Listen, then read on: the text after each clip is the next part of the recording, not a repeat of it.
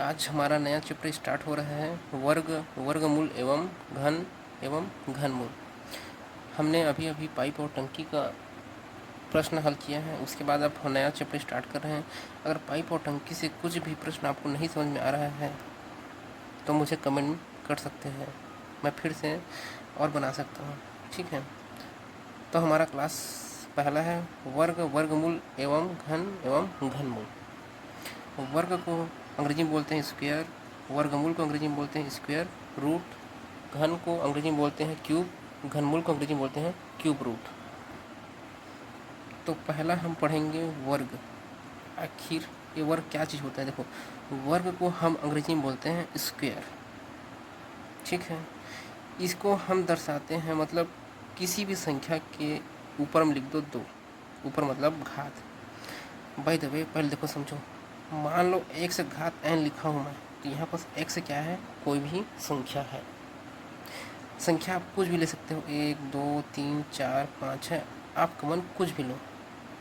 यहाँ पर एक से का जो यहाँ पर ऊपर में लिखा हूँ इसी को बोलते हैं घात। तो इसको कैसे पढ़ोगे? 1 से घात n, और n का मान आप कुछ भी ले सकते हो, 0 1 2 3 4 5 6 7 अनंत वैल्यू, वो आपका मन है। ठीक है, तो इसको पढ़ते हैं 1 से घात n।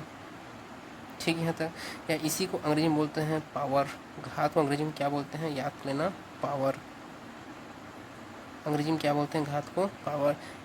x का पावर कितना है ऐसे बोल सकते हो। ठीक, तो वर्ग क्या चीज़ होता है? देखो, बाय द वे मैं मान लेता हूँ, मैं बोल दिया वस्तु का वर्ग बोल दिया, तो यहाँ पर क्या होगा कि हम वस्तु को दो बार गुणा करेंगे, वस्तु गुणा वस्तु। अब वस्तु में आप कुछ भी ले सकते हो, जैसे मैं लेता हूँ चॉकलेट, तो मैं बोल दिया चॉकलेट का वर्ग, तो आप क्या करोगे? चॉकलेट गुणा चॉकलेट। ठीक है, यहाँ तक। अब मैं ले लेता हूँ कोई भी संख्या, तो मैं बोलता हूँ संख्या का वर्ग, तो आप क्या करोगे? संख्या गुणा संख्या।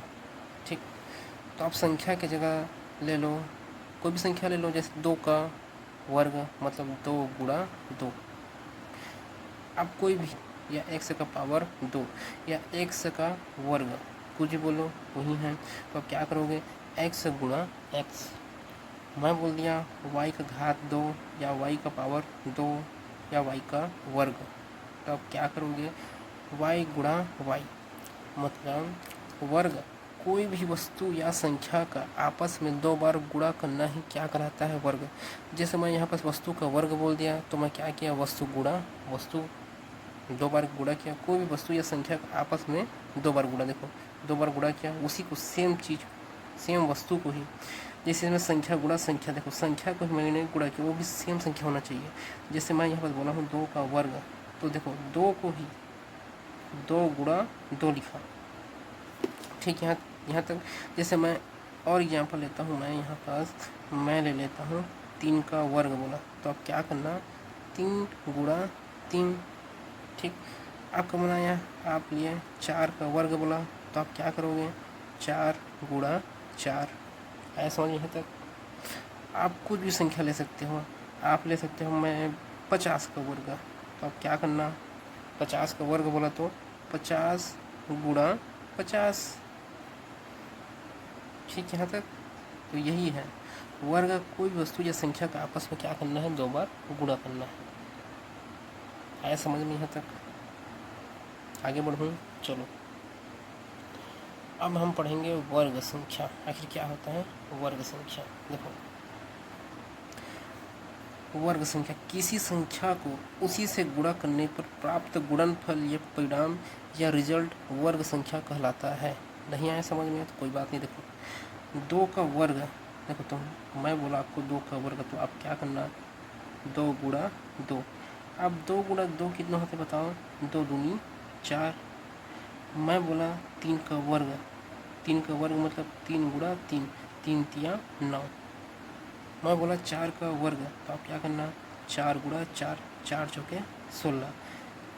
तो देखो 2 का वर्ग करने पर क्या आ रहा है? 4। 3 का वर्ग करने पर क्या आ रहा है? 9। 4 का वर्ग करने पर क्या आ रहा है? 16। तो किसी संख्या को उसी से गुणा करने पर, देखो मैंने क्या किया? 2 का वर्ग बोला, मैं 2 को ही 2 बार क्या किया? गुणा किया तो मेरे को जो गुणनफल आया, देखो गुणनफल, देखो एक गुणा के रूप में है तो गुणनफल आता, भाग के रूप में रहता तो भागफल आता। ठीक है तक, इसीलिए यहाँ पर क्या लिखा है गुणनफल, मतलब गुणा के रूप में जो मेरे को फल प्राप्त हो रहा है उसको क्या बोलते हैं, गुणनफल बोलते हैं। या जो मेरे को जो परिणाम आया है, मतलब जो रिजल्ट आया है, यही क्या कहलाता है, वर्ग संख्या कहलाता है। ठीक है तक, जैसे मैंने बोल दिया 2 का वर्ग, तो क्या होता है 2 का वर्ग 4, यही क्या है वर्ग संख्या है। मैंने बोला 3 का वर्ग क्या होता है 9, तो यही क्या है 9 वर्ग संख्या है। 4 का वर्ग क्या होता है 16, यही क्या है वर्ग संख्या है। आप और भी उदाहरण ले सकते हो, जैसे आप 5 का वर्ग ले लो, तो 5 का वर्ग कितना होता है 5 गुणा 5, तो कितना हो जाएगा 25, तो 5 का वर्ग संख्या क्या होगा 25।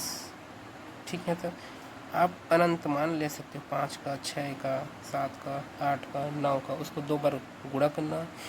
गुणा करने के बाद जो हमें परिणाम निकलेगा या जो गुणनफल निकलेगा वही क्या कहलाता है वर्ग संख्या कहलाता है। ऐसा समझ में तक, आगे बढ़ूँ चलो नेक्स्ट पढ़ते हैं। देखो वर्ग संख्या और पूर्ण वर्ग संख्या ज़्यादा अंतर नहीं है, दोनों सेम ही है। देखो पूर्ण वर्ग संख्या को अंग्रेजी में बोलते हैं परफेक्ट स्क्वायर नंबर। पूर्ण मतलब क्या होता है परफेक्ट, वर्ग मतलब क्या होता है स्क्वायर, और संख्या मतलब क्या होता है नंबर। पूर्ण वर्ग संख्या, देखो पूर्ण वर्ग संख्या वह संख्या होती है जो कोई भी समान संख्या को आपस में गुणा करने पर वह संख्या आ जाए, या जिसे n स्क्वायर के रूप में लिखा जा सके। एग्जाम्पल से समझते हैं, जैसे देखो मैं पूछता हूँ क्या 4 पूर्ण वर्ग संख्या या नहीं, तो देखो मैं 4 को, देखो 2 गुणा 2 से मैं 4 प्राप्त कर सकता हूँ। देखो 2 मतलब सेम संख्या होना चाहिए। देखो वह संख्या होती है जिसे कोई भी समान संख्या, देखो मैं 2 लिया हूँ तो 2 गुणा 2 ही करना पड़ेगा, ये नहीं कि 2 गुणा 3 कर दो, 3 गुणा 4 कर दो, ये नहीं। अगर कोई भी जैसे 2 ले रहे हो तो यहाँ पर 2 गुणा 2 ही करना पड़ेगा, अगर 3 ले रहे हो तो 3 गुणा 3 ही, 4 ले रहे हो तो 4 गुणा 4 ही। तो समान संख्या को आपस में गुणा करना है। अगर 5 लूँगा तो 5 गुणा 5 ही करूँ, ये नहीं कि 5 गुणा 6 कर दो, ये गलत है। तो मैं देखो 2 गुणा 2 किया तो कितना आ गया 2 दूनी 4 आया, तो 4 एक पूर्ण वर्ग संख्या है। ठीक, जैसे 9, अब मेरे को जानना है कि 9 पूर्ण वर्ग संख्या है या नहीं, तो देखो तो 3 गुणा 3 करने से क्या आ रहा है 9 आया। ठीक, या जिसे n स्क्वायर के रूप में लिखा जा सके, देखो तो क्या मैं 4 को 2 का वर्ग के रूप में लिख पा रहा हूँ, हाँ। देखो 2 गुणा 2 मतलब देखो 2 कितना बार आया यहाँ पास, एक बार 2 बार, तो मैं क्या किया 2 का घात 2 लिख दिया। तो 4 को मैं क्या लिख पा रहा हूँ 2 का वर्ग, और 2 का वर्ग मतलब जानते हो 2 का वर्ग मतलब 2 गुणा 2, 2 गुणा 2 क्या होता है 4 ही होता है। तो ये जो वर्ग संख्या है और पूर्ण वर्ग संख्या में ज़्यादा अंतर नहीं है। ठीक, आया समझ में तक मतलब दोनों का आप सेम मान सकते हो। अब मैंने पूछा क्या 9 पूर्ण वर्ग संख्या है, तो आप सोचना 3 गुणा 3 करने से 9 आ रहा है, और देखो मैं 9 को 3 का वर्ग के रूप में लिख पा रहा हूँ। यहाँ पर जो n लिखा हुआ कोई भी संख्या हो सकता है, 2 3 4 1 7 8 9, कोई भी संख्या हो सकता है। आगे बढ़ूँ, यहाँ तक आया समझ पूर्ण वर्ग संख्या। या देखो आप इसका विधि हम लोग पढ़ेंगे कैसे निकालते हैं, बस अभी समझ जाओ कि पूर्ण वर्ग संख्या क्या होती है। कि पूर्ण वर्ग संख्या वह संख्या होती है जिसे हम कोई भी समान संख्या को आपस में 2 बार गुणा करने पर वह संख्या प्राप्त कर ले रहे हैं। जैसे और एग्जाम्पल लो, जैसे मैं लेता हूँ इस बार 16, तो 16 मैं कैसे प्राप्त करूँ बताओ, 4 गुणा 4, 4 चौके 16, तो 4 एक पूर्ण वर्ग संख्या है और मैं इसे 4 का वर्ग के रूप में लिख पा रहा हूँ, तो 16 एक पूर्ण वर्ग संख्या है। क्या 10 पूर्ण वर्ग संख्या है बताओ मेरे को, तो आप इसको 5 गुणा 2 लिख पा रहे हो, तो 5 दूनी 10 तो हो रहा है, लेकिन देखो क्या सेम संख्या से आप गुणा क्यों हुई, तो 5 गुणा 5 की हो क्या, या 2 गुणा 2 की हो क्या, नहीं। तो 10 एक पूर्ण वर्ग संख्या नहीं है। हम लोग आगे में पढ़ेंगे इसको निकालने की विधि, अभी बस समझ जाओ कि पूर्ण वर्ग संख्या क्या होता है। ठीक, यहाँ तक आगे बढ़ूँ। अब हम तीसरा पॉइंट पढ़ेंगे, वर्गमूल, स्क्वायर रूट। इसका चिन्ह होता है ये वाला, या ऐसे करते हैं। देखो यहाँ पर क्या लिखा है, 2 लिखा है। आगे समझते हैं। देखो इसको समझने से पहले एक नोट पॉइंट समझो। देखो करनी, करनी को अंग्रेजी में बोलते हैं सर्स, ठीक है। देखो करनी का चिन्ह है, सेम ऐसा रहता है करनी का चिन्ह। देखो अगर ये करनी का चिन्ह है, अगर इसमें क्या है, यहाँ पर 2 लिखा है, तो इसको हम क्या बोलेंगे, घात 2 की करनी। हमें पता है ऊपर में जो लिखते हैं, यहाँ पर जो ऊपर लिखते हैं उसको क्या बोलते हैं, घात। तो ये क्या है, घात 2 की करनी है। देखो यहाँ पर इसको हम ऐसे भी लिख सकते हैं, इस 2 को नहीं लिखते हैं। तो 2 अगर नहीं लिखा है तो समझ जाना वो क्या है, घात 2 की करनी ही लिखा है। मतलब ये दोनों बराबर हैं, या तो इस 2 को लिखो या मत लिखो, दोनों क्या है, बराबर है। ठीक, यहाँ तक। यहाँ पर अगर मैं 3 लिख दिया, एक करनी में मैंने लिख दिया 3, तो क्या हो जाएगी, घात 3 की करनी। अगर करनी में मैंने लिख दिया 4, तो ये क्या हो जाएगा, घात 4 की करनी। आगे भी बढ़ते जब आप घात 5 की करनी, घात 6 की करनी, घात 7 की करनी। ठीक ठीक, यहाँ तक। देखो यहाँ पर जो मैंने लिखा है घात 2 की करनी, इसी को ही हम लोग क्या बोलते हैं, वर्गमूल बोलते हैं, मतलब स्क्वायर रूट बोलते हैं। इसीलिए वर्गमूल स्क्वायर रूट या तो आप ऐसे लिखो, ये वर्गमूल है, या आप यहाँ पर करनी लिख कर यहाँ पर 2 लिख दो, ये भी क्या है, वर्गमूल है। या आप इसको घात 2 की करनी बोलो या वर्गमूल बोलो, दोनों सेम ही हैं। देखो अगर यहाँ पर लिखा, यहाँ पर है 3, घात 3 की करनी, इस घात 3 की करनी को बोलते हैं हम लोग घनमूल, क्योंकि 3 को क्या बोलते हैं हम लोग, घन मूल। ठीक है,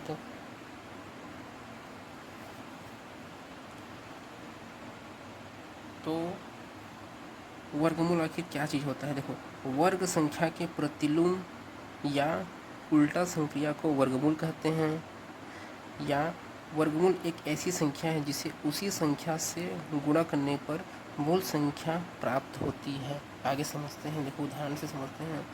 जैसे मैंने लिया उदाहरण 2 का वर्ग बोला, तो आपके मन में क्या आएगा, 2 गुणा 2, 2 गुणा 2 बराबर कितना होता है, 4। तो 2 का वर्ग संख्या कितना होगा मेरे को बताओ, 2 का वर्ग संख्या क्या होगा, 4। अब मैं पूछता हूँ, जस्ट उल्टा करो, 4 का वर्गमूल क्या होगा, तो 4 का वर्गमूल क्या होगा, 2 होगा। 4 का वर्गमूल क्या होगा, 2 होगा। वर्ग संख्या के प्रतिलोम, ये वर्ग संख्या है, तो वर्ग संख्या का प्रतिलोम मतलब उल्टा संक्रिया कर दो। मतलब देखो आप इधर से इधर गए, तो 2 का वर्ग 4, तो 4 का वर्गमूल कितना होगा, 2।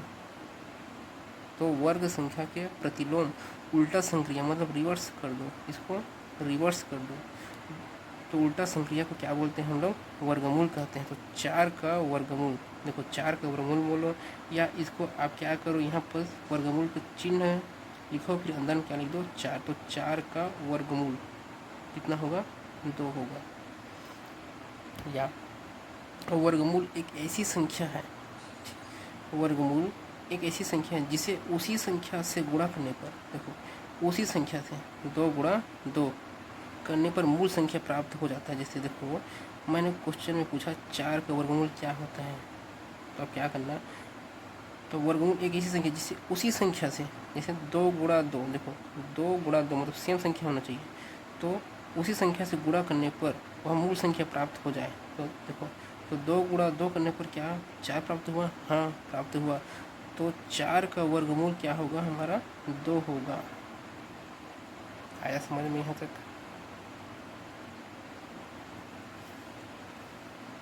मैंने प्रश्न पूछा 4 का वर्गमूल या वर्गमूल 4 का मान कितना होता है, तो आप क्या जवाब दोगे, 2, क्योंकि 4 कैसे प्राप्त करोगे, 2 गुणा 2।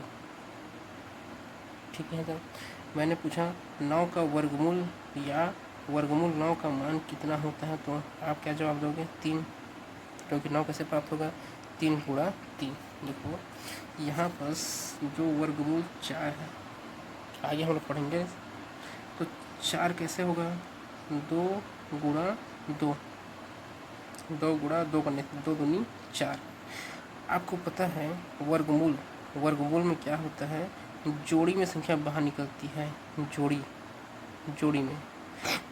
तो देखो यहाँ पर 2 जो है जोड़ी में है, तो 1 को बाहर निकाल दो, तो 2 को बाहर निकाल दो, तो वर्गमूल 4 का मान कितना हुआ, 2। या वर्गमूल 9 का मान कितना होगा मेरे को बताओ। तो आप क्या करोगे, यहाँ पर लिखोगे 3 गुणा 3, 3 तिया 9 होता है। अब वर्गमूल के अंदर कोई भी संख्या अगर जोड़ी में है तो वो एक संख्या बाहर निकल जाती है, तो एक संख्या को बाहर निकाल दो, तो एक संख्या 3 को बाहर निकाल दो, तो वर्गमूल 3 का मान कितना होता है, 9। फिर करते हैं आगे, जैसे 16, वर्गमूल 16 का मान कितना होता है, तो कैसे करोगे, 4 गुणा 4, क्योंकि 4 चौक कितना होता है, 16। और वर्गमूल के अंदर कोई भी संख्या अगर जोड़ी में है, जोड़ी में देखो सेम संख्या है, दोनों सेम है, जोड़ी बोलते हैं इसको, तो एक संख्या को बाहर निकाल दो, तो वर्गमूल 16 का मान कितना होता है, 4। या इसको क्या बोलते हैं, इसको क्या पढ़ते हैं हम लोग, स्क्वायर रूट। आया समझ में यहाँ तक। चलो मैं ले लेता हूँ इस बार, बताना आप लोग 100, वर्गमूल 100। तो आप कैसे लाओगे इसको, बताओ मेरे को। 10 गुणा 10, 10 धन 100। अब एक ठो 10 को क्या निकाल दो, बाहर निकाल दो, क्योंकि आपको पता है वर्गमूल के अंदर या स्क्वायर रूट के अंदर कोई भी संख्या जोड़ी में है तो एक ठो को बाहर निकाल सकते हैं, तो निकाल दो 10, तो वर्गमूल 100 का मान कितना होगा, 10 होगा। ऐसा समझ में तक। अब हम लोग पढ़ेंगे घन, क्यूब के बारे में। देखो हम लोग ने अभी जस्ट पढ़ के आया है वर्ग।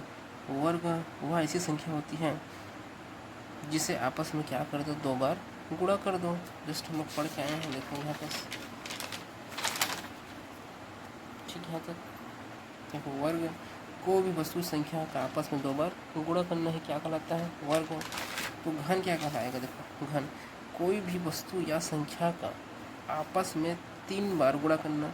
वर्ग में हम लोग 2 बार गुणा कर रहे थे, तो घन में कितने बार गुणा करेंगे, 3 बार। तो घन में हम लोग कितना बार गुणा करेंगे, 3 बार।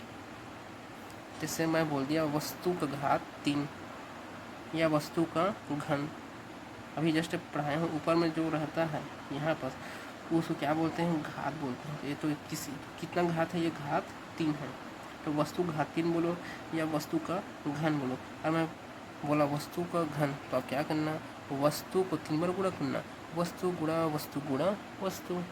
तो वस्तु की जगह आप कुछ भी वस्तु ले लो, जैसे मैं लेता हूँ चॉकलेट का घात, चॉकलेट का घन बोला, तो चॉकलेट गुणा चॉकलेट गुणा चॉकलेट। मैंने चॉकलेट कितना बार गुणा किया, 3 बार। अब मैं लेता हूँ संख्या, संख्या का घात 3 बोला, तो अब क्या करना, संख्या गुणा संख्या गुणा संख्या। अब संख्या की जगह कोई भी संख्या ले लो, जैसे मैं लेता हूँ 2 का घन बोलूँ या 2 का घात 3 बोलूँ, तो 2 का घन बराबर क्या होगा, 2 गुणा 2 गुणा 2। 2 कितना बार गुणा किए आपस में, 3 बार। अब सेम 2 को ही करना है ना, ये सेम। अब मैंने बोला 3 का घात 3 बोला या 3 का घन बोलूँ, तो 3 का घन, तो आप क्या समझना, 3 को आपस में 3 बार गुणा करना है, 3 गुणा 3 गुणा 3। ठीक है। तो अब जैसे कोई x घात 3 बोलूँगा तो क्या समझोगे आप, x को 3 बार गुणा करना है, x गुणा x गुणा x। मैं बोला y का घात 3 या y का घन, तो y गुणा y। ठीक है। तब समझे, मतलब घन वह संख्या होती है जिसे आपस में हम लोग कितने बार गुणा करेंगे, 3 बार गुणा करेंगे। आगे बढ़ता हूँ। अब हम लोग पढ़ेंगे घन संख्या। क्या होता है घन संख्या, देखो दूसरा पॉइंट है हमारा घन संख्या। किसी संख्या को उसी से 3 बार गुणा करने पर प्राप्त गुणनफल या परिणाम या रिजल्ट घन संख्या कहलाता है। जैसे 2 का घात 3 बोलूँ तो आप क्या समझोगे, 2 को 3 बार गुणा करना है, 2 गुणा 2 गुणा 2, ठीक। तो इस तीनों का गुणा करो, 2 दूनी 4, 4 दूनी 8, या 2 दूनी 4, 4 दूनी 8। आपको पता है ना, अगर बीच में गुणा चिन्ह है, आप या इसको गुणा करो या इसके साथ गुणा करो या इसको इसके साथ गुणा करो, इसके साथ गुणा करो, उत्तर सेम ही आता है। तो 2 दूनी 4, 4 दूनी 8। तो 2 का घन कितना है, 8 है। मैंने बोला 3 का घन संख्या क्या है, तो आप क्या समझोगे, 3 गुणा 3 गुणा 3, 3 तिया 9, 9 तिया 27। तो 3 का घन संख्या क्या है, 27। मैंने बोला 4 का घन संख्या क्या है, तो अब क्या समझना, 4 को 3 बार गुणा करना है, 4 गुणा 4 गुणा 4, और जो रिजल्ट आएगा, जो गुणनफल आएगा, क्या आया, 4 चौके 16, 16 चौक 64, यही क्या है, घन संख्या है। तो 4 का घन संख्या 64, 2 का घन संख्या 8, 3 का घन संख्या 27, 4 घन संख्या 64, 5 घन संख्या 125। ऐसे आप निकाल सकते, 6 का, 7 का, 8 का, 9 का, 10 का, ठीक। यहाँ तक आगे बढ़ूँगी, चलो अब पढ़ेंगे हम लोग पूर्ण घन संख्या, परफेक्ट क्यूब नंबर, ठीक। देखो घन संख्या और पूर्ण घन संख्या में ज़्यादा अंतर नहीं है। तो पूर्ण घन संख्या क्या है, देखो मैं पूछूं, देखो क्या 8 पूर्ण घन संख्या है या नहीं, तो देखो क्या मैं 8 को, देखो मैं 8 को 2 गुणा 2 गुणा 2 गुणा, मतलब मैं 8 को 2 को 3 बार गुणा करके लिख पा रहा हूँ। तो वह संख्या, पूर्ण घन संख्या वह संख्या होती है जिसे कोई भी समान संख्या, जैसे मैंने 2 लिया, तो कोई भी समान संख्या को 3 बार गुणा करना, मतलब 2 को मैं कितना बार गुणा किया, यहाँ पर 3 बार गुणा किया, तो 3 बार गुणा करने पर वह संख्या आ जाए। तो 2 गुणा 2, 2 गुणा 2, तो 2 दूनी 4, 4 दूनी 8। देखो मैं 2 को 3 बार गुणा किया तो कौन सी संख्या आ गया, 8। तो 8 एक पूर्ण घन संख्या है, या जिसे n के घात 3 के रूप में लिखा जा सके, मतलब n को भी संख्या हो सकता है, यहाँ पर 0, 1, 2, 3, 4, 5, 6, 7, 8, 9, 10 अनंत।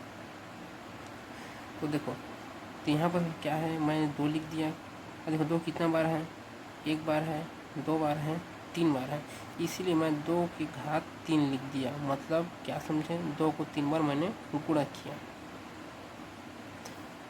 जैसे मैं लिखा क्या, 27 पूर्ण घन संख्या है, तो देखो तो 27 को मैं लिख सकता हूँ 3 गुणा 3 गुणा 3, क्योंकि 3 तिया 9, 9 तिया 27 करने से क्या हो रहा है, 27 आ जा रहा है।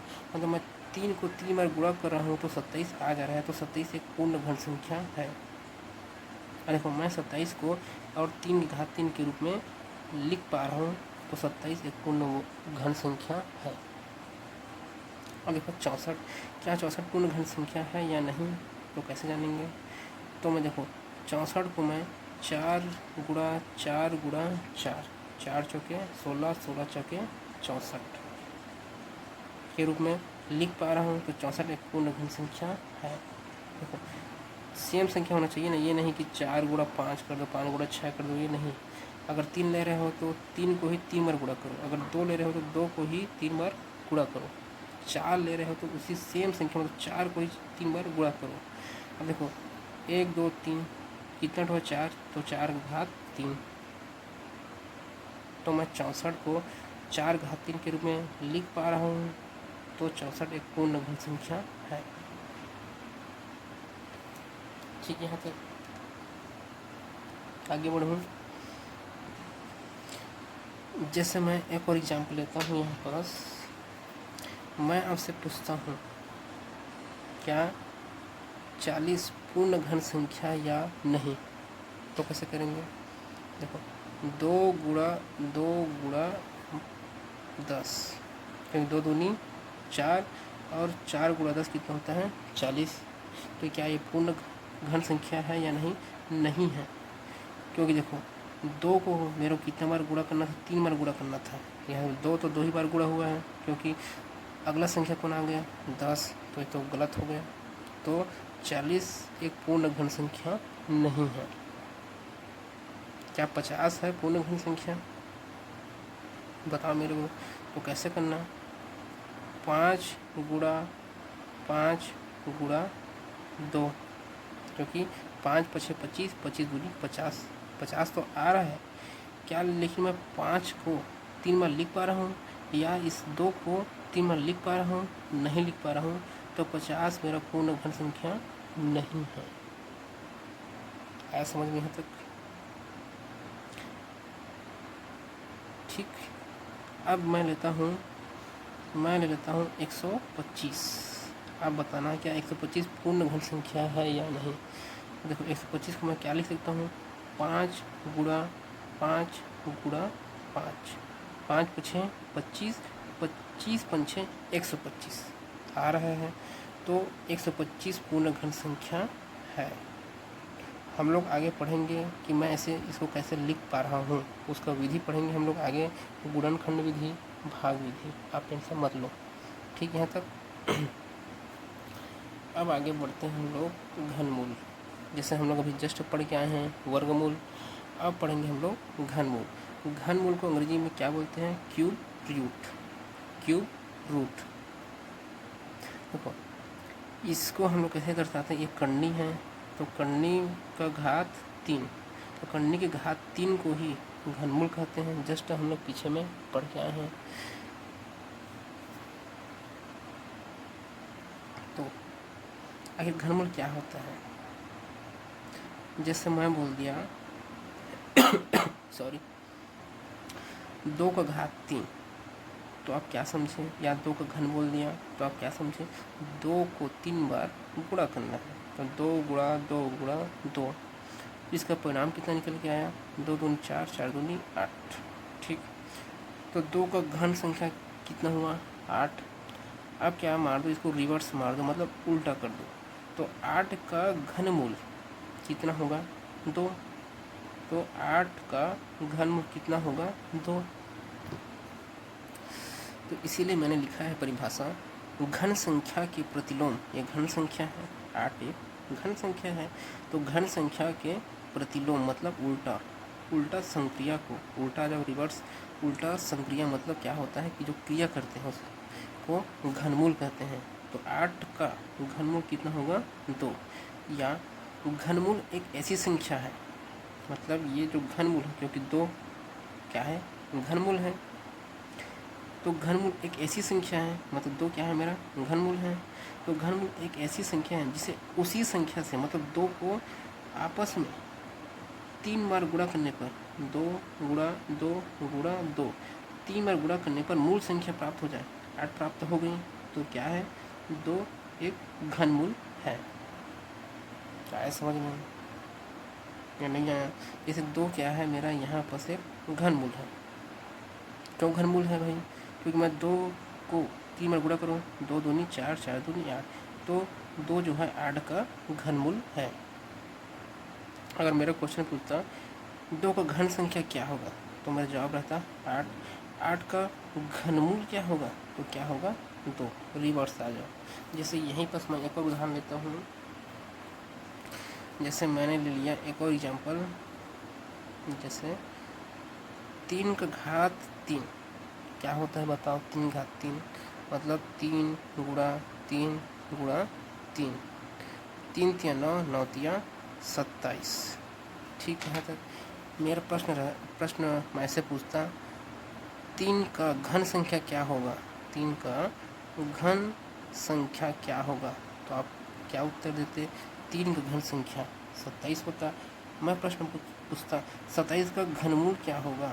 27 का घनमूल क्या होगा? तो आपका उत्तर होगा 3। क्या 3 घनमूल है? क्या 3 घनमूल संख्या है? तो आपका जवाब रहता है हाँ 3 घनमूल संख्या है। और किसका है वो? 27 का घनमूल संख्या है। ठीक। और क्यों घनमूल संख्या है? क्योंकि देखो 3 को मैं आपस में 3 बार गुणा करो, 3 तिया 9, 9 तिया 27, 27 में प्राप्त कर ले रहा हूँ, मतलब वह मूल संख्या मैं प्राप्त कर ले रहा हूँ। तो 3 क्या है? वह घनमूल संख्या है। आया समझ में? देखो 27 एक घन संख्या है, 27 क्या है, 27 मेरा घन संख्या है, 27 मेरा घन संख्या है। और घनमूल संख्या कौन है मेरा, घनमूल संख्या मेरा क्या है, 3 है। याद रखना घनमूल संख्या मेरा क्या है, 3 है। घनमूल संख्या मेरा 3 है, तो 3 मेरा घनमूल संख्या है।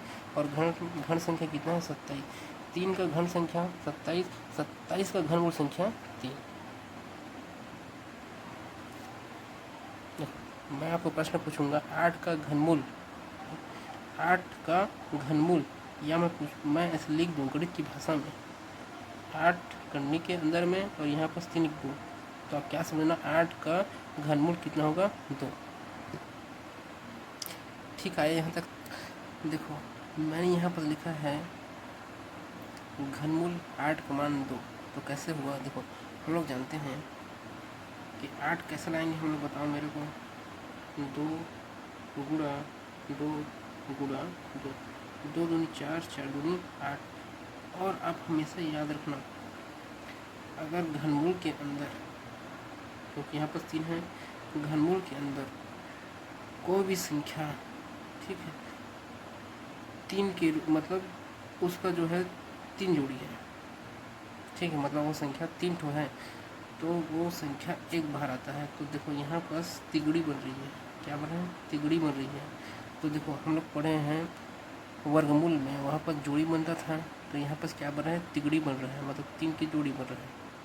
तो उसमें से एक संख्या बाहर निकाल दो, तो उसमें से एक संख्या बाहर निकाल दो, 2। तो 8 का घनमूल कितना होगा, 2 होगा। ठीक है, तक जैसे एक और हम लोग क्वेश्चन लेते हैं, जैसे मैं लेता हूँ यहाँ पर 27 लेता हूँ, ठीक, 27 का घनमूल क्या होगा, तो अब क्या करना है, यहाँ पर 27 कैसे आएगा, 3 गुणा 3 गुणा 3, 3 तिया 9, 9 तिया 27। और आप हमेशा याद रखना घनमूल के अंदर जो संख्या है वो तिगड़ी में बाहर निकलता है, सेम रहना चाहिए ना। देखो 3 3 3 सेम संख्या कितने बार है, 3 बार है, तो उसमें से एक संख्या को बाहर निकाल दो, तो क्या आएगा, 3, क्योंकि यहाँ पर देखो तिगड़ी बनता है। ठीक, तो 27 का घनमूल क्या होगा, 3 होगा। ठीक, यहाँ तक देखो आगे आपको वर्गमूल एवं घनमूल या वर्ग संख्या या घन संख्या, ठीक है, पढ़ने से पहले हमें 2 चीज़ को पढ़ना पड़ेगा। एक होता है गुणनखंड और गुणज। गुणनखंड को अंग्रेजी में बोलते हैं फैक्टर, गुणज को अंग्रेजी में बोलते हैं मल्टीपल। देखो गुणनखंड क्या होता है, किसी संख्या के गुणनखंड, जैसे मैं ले लेता हूँ 6 के गुणनखंड, तो किसी संख्या के गुणनखंड वे संख्याएं होती हैं जो उस दी गई संख्या को पूरी तरह विभाजित कर दें, भाग कर दें या काट दें। देखो तो 6 के गुणनखंड कौन होगा, देखो 6 को एक भाग दे रहा है पूरी तरह से, 2 तिया 6, 3 दूनी 6, 6 कम 6, 1 2 3 6, ये क्या है, 6 के गुणनखंड हैं। तो क्वेश्चन आएगा 6 के गुणनखंड कौन कौन से हैं, 1 है, 2 है, 3 है, 6 है। 6 के कितने गुणनखंड हैं, 1 2 3 4, तो 6 के 4 गुणनखंड हैं। जैसे मैं बोला 4 के गुणनखंड कौन कौन से हैं, 1, क्योंकि 1 जो 4 को पूरी तरह काट देगा, 1 चौक 4, 2 दूनी 4 और 4 एकम 4, तो 4 के गुणनखंड कौन कौन से हैं, 1 2 और 4। 4 के कितने गुणनखंड हैं, 1 ठो 2 ठो 3 ठो, 3 गुणनखंड हैं। देखो यहाँ पर 3 नहीं होगा, क्या 3 4 को पूरी तरह काट रहा है, क्या नहीं काट रहा है, इसीलिए यहाँ पर 3 4 के गुणनखंड नहीं होगा। क्या 5 होगा, नहीं, क्योंकि 5 4 को पूरी तरह विभाजित नहीं कर रहा है। 6 होगा, नहीं होगा, बस 1 होगा, 2 होगा, 4। तो हम क्या समझें, गुणनखंड वह संख्या होती है जो दी गई संख्या को पूरी तरह क्या कर दे, भाग कर दे। जैसे तो 2 के गुणनखंड कौन कौन से होंगे? 1 होगा और 2 का, क्योंकि 1 2 को पूरी तरह भाग दे रहा है और 2 भी 2 को पूरी तरह भाग दे रहा है। तो 2 के कितने गुणनखंड हुए? 1 ठो, 2 ठो, और कौन कौन से बोलेगा? तो 1 और 2। अब 12 के गुणनखंड बताओ मेरे को, कौन कौन सा होता है 12 के गुणनखंड? देखो, 1 से जाएगा 12, 2 छक्का 12, 3 से भी जाएगा, 3 चौक 12, 4 से भी जाएगा, 4 तिया 12, 5 से जाएगा, नहीं जाएगा, क्योंकि 5 12 को पूरी तरह भाग नहीं कर पा रहे हैं। 6 से जाएगा? हाँ जाएगा, 6 दूनी 12। 7 से जाएगा? नहीं जाएगा। 8 से जाएगा क्या? नहीं। 9 से नहीं, 10 से नहीं, 11 से नहीं, लेकिन 12 से जाएगा। 12 एकम 12। तो 12 के गुणनखंड कौन कौन से हैं? 1 2 3 4 6 12। 12 के कितने गुणनखंड हैं? 1 ठो, 2 ठो, 3 ठो, 4 ठो, 5 ठो, 6 ठो। ठीक, आप एक चीज़ यहाँ पर नोटिस करना, अगर 6 के जो गुणनखंड हैं, 1 तो होगा ही होगा, वह संख्या स्वयं भी होगा, मतलब 1 और 6 होगा ही। 4 के गुणनखंड में 1 और 4 तो होगा ही, मतलब 1 और वह संख्या स्वयं। 2 के गुणनखंड में 1 और 2 होगा ही। 12 के गुणनखंड में 1 और 12 होगा ही। इसको हमेशा याद रखना। देखो, और जो गुणनखंड होते हैं वो सीमित होते हैं। देखो, मैं पूछा 6 के कितने गुणनखंड हैं, तो आप बोले 1 ठो, 2 ठो, 3 ठो, 4 ठो। भाई 4 ही ठो है ना, तो कौन कौन से? 1 2 3 6। 4 के कितने गुणनखंड? 3 ठो, 1 ठो, 2 ठो, 3 ठो। सीमित तो है ना। ठीक, यहाँ तक। अब हम लोग पढ़ेंगे गुणज। आखिर ये गुणज क्या होता है? गुणज को अंग्रेजी में बोलते हैं मल्टीपल। मतलब गुणज कुछ नहीं होता, मतलब पहाड़ा होता है। पहाड़ा मतलब क्या होता है? टेबल। मैं पूछा 6 का गुणज, तो 6 का गुणज मतलब 6 का पहाड़ा पढ़ दो। 6 कम 6, 6 दूनी 12, 6 तीन 18, 6 चौक 24, 6 पंजे 30, 6 छक्का 36, 6 सत्ते 42, वो तो अनंत तक है। 4 का गुणज 4 एकम 4, 4 दूनी 8, 4 तीन 12, 4 चौक 16, 4 पंजे 20, 4 छक्का 24, अनंत। 2 का गुणज 2 एकम 2, 2 दूनी 4, 2 तीन 6, अनंत। अब 12 का गुणज क्या होगा बताओ मेरे को? तो 12 का गुणज क्या होगा? तो 12 का पढ़ा पढ़ दो। 12 एकम 12, 12 दूनी 24, 12 तिया 36, कहाँ तक जाएगा? अनंत। तो हम क्या समझें, जो गुणज होते हैं वो अनंत होते हैं, और जो गुणनखंड होते हैं वो क्या होते हैं? सीमित होते हैं। सीमित मतलब वो रुक जाते हैं, मतलब जिसको हम गिन सकते हैं। गुणनखंड को हम गिन सकते हैं। यहाँ पर 1 ठो, 2 ठो, 3 ठो, 4 ठो गुणनखंड मतलब सीमित हैं, और गुणज मतलब अनंत है। अब बताओ 6 के कितने गुणज हैं? गिन पाओगे क्या? 18 से आगे 6 कम 6 6 18, 6 चौक 24। आप जितना भी संख्या बोलोगे उसमें मैं 6 जोड़ दूँगा, मतलब जैसे 18 में 6 जोड़ दो, फिर अब उसमें 6 जोड़ दो, वो तो अनंत आएगा। वो 6 के अनंत गुणज होंगे, 4 के अनंत गुणज होंगे, 2 के अनंत गुणज होंगे, 12 के अनंत गुणज होंगे। आया समझ में यहाँ तक? तो आप थोड़ा ध्यान रखना गुणनखंड और गुणज को। गुणनखंड जो वे संख्याएं जो संख्या को पूरी तरह काट दे, और गुणज मतलब क्या है? पहाड़ा। गुणज सीमित होते हैं, नहीं सॉरी गुणनखंड सीमित होते हैं और गुणज अनंत होते हैं। ठीक, देखो आगे बढ़ने से पहले हम थोड़ा भाज्य संख्या और अभाज्य संख्या को भी पढ़ लेते हैं, क्योंकि काम आएगा। भाज्य संख्या को अंग्रेजी में बोलते हैं कंपोजिट नंबर, और अभाज्य संख्या को अंग्रेजी में बोलते हैं प्राइम नंबर। देखो, भाज्य मतलब सीधा समझो कि भाज्य मतलब वह संख्या जो सभी से भाग ना जाए, अभाज्य संख्या वह संख्या जो किसी से न भी भाग ना जाए। ये हम बोलचाल की भाषा में बोल सकते हो, लेकिन एक्चुअल मीनिंग क्या होता है? देखो, भाज्य संख्या वे प्राकृतिक संख्या, और प्राकृतिक संख्या कहाँ से स्टार्ट होता है पता है ना? 1 2 3 4, मतलब गिनती की संख्या को हम लोग प्राकृतिक संख्या कहते हैं, 1 से अनंत तक। तो वे प्राकृतिक संख्या जिनके 2 से अधिक गुणनखंड होते हैं, 2 से अधिक गुणनखंड होते हैं। जैसे देखते हैं, जैसे मान लो 1 है, 1 के कितने गुणनखंड होते हैं? 1 ही। 2 के कितने गुणनखंड होते हैं? 1 और 2। हम लोग गुणनखंड पढ़ चुके हैं। मतलब गुणनखंड वह संख्या होती है जो दी गई संख्या को पूरी तरह भाग दे।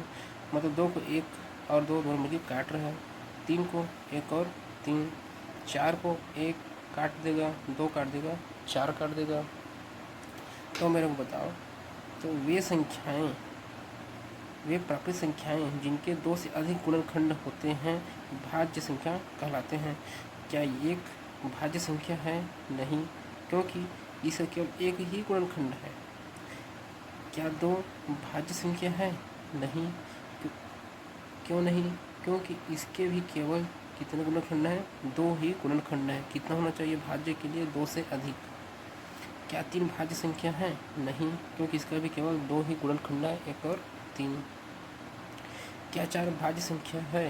हाँ, क्योंकि 1, 2, 3 इसके 3 गुणनखंड है, मतलब 2 से अधिक होना चाहिए। 2 से अधिक, 2 भी नहीं, 2 से अधिक। देखो, सीधा सिंपल सा हम लोग का प्रश्न है कि 4 भाज्य अभाज्य। भाई देखो, कोई भी संख्या जो है 1 से और स्वयं से, कोई भी संख्या जो भाग जाएगा ही ना, उसको छोड़ दो। तो देखो 4 2 से भाग जा रहा है, तो सीधा 4 क्या है? भाज्य संख्या है। इसे 5 भाज्य अभाज्य है। बताओ मेरे को, 5 भाज्य संख्या नहीं है, क्योंकि इसके केवल क्या है? 2 ही गुणनखंड है, 1 और 5। 6 भाज्य अभाज्य, देखो 1 और 6 तो जाएगा ही, इसको छोड़ो। 6 को 2 काट दे रहा है और 3 भी काट दे रहा है, इसकी इसीलिए 6 क्या है? हम लोग का भाज्य संख्या है। इसी प्रकार बहुत सारे भाज्य संख्या हैं। तो भाज्य संख्या कौन कौन से हम लोग के? भाज्य संख्या 4 है, 6 है, 8 है, 9 है, 10 है, 12 है, 14 है, 15 है, बहुत सारे हैं। ठीक है, यहाँ तक